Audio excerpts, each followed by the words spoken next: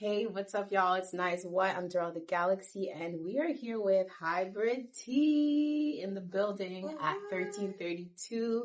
How is everyone doing? How are you doing? I'm good. How are you? I'm pretty good. We are at the music wall. I was gonna ask if there's anything that catches your eye. Shower. What? Shower.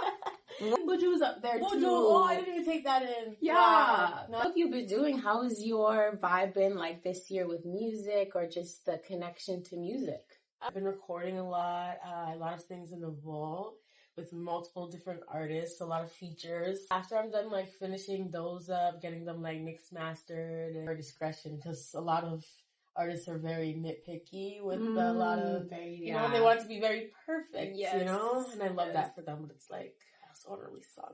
Right. And it's also, like, I give people grace, because I get in those moments too, and then like everybody's busy, so it's like, yeah, I just finished the Honey Jam. Concert was in the summer, so not like just finished, but it was really great.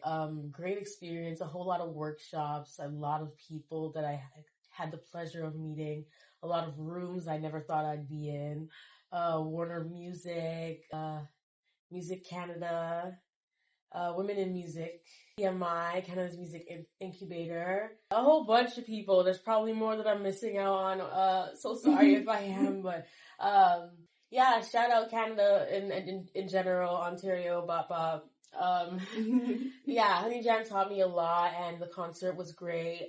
Everyone did their thing, and it was like just a variety of amazing talent, and I'm glad that I got to participate in that.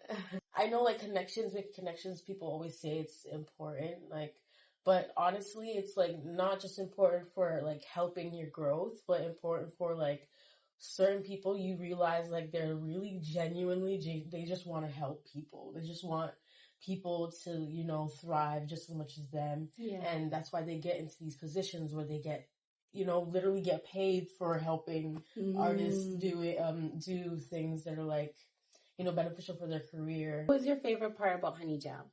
Favorite part about Honey Jam? I can name a few. I don't want to put you on the spot like that, but Well, connecting with the artists was really great. I feel like we all got to know each other in our own ways. Like we were all pretty much focused on our own thing, and I feel like I got along with a lot of the people there, and I loved their music and their writing style.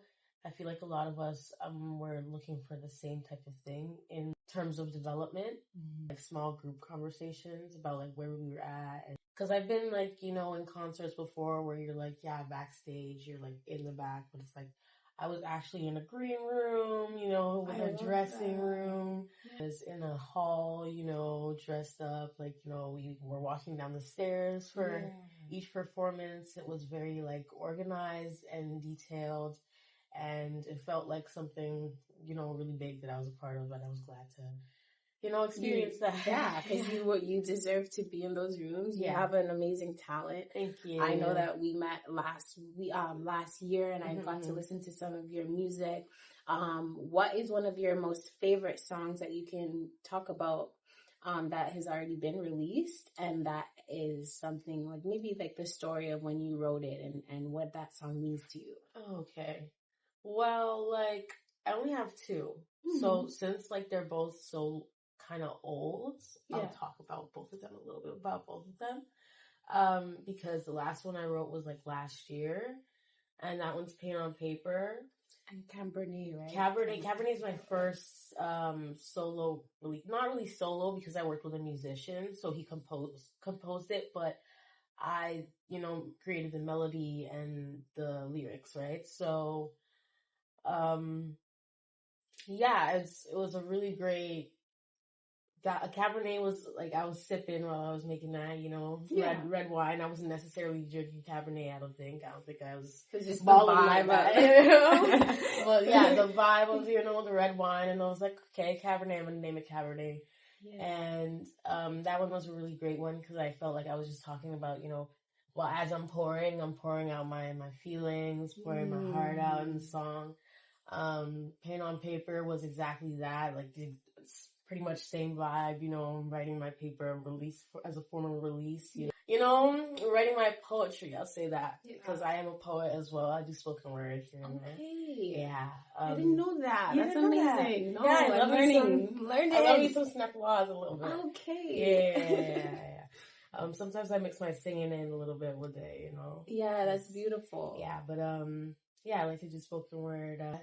Trying to get on my a little bit Jill Scott shit. Yeah, Jill Scott, Lauryn Hill vibes, you know? Yeah. Okay, so y'all better check out Cabernet. Yes, Badu. Check out Cabernet. That's why I pen and release paper. my stuff. I just release my shit. Yes. Like you're transmuting your pain and your story and making it so beautiful, you know? Thank you. So like I really do appreciate your passion and everything and your drive. You're very resilient and like I really admire that about you. For real. And figure out what sounds good based off of like flow and cadence. But I can also like, you know, write lyrics first and like see how the lyrics flow within the song.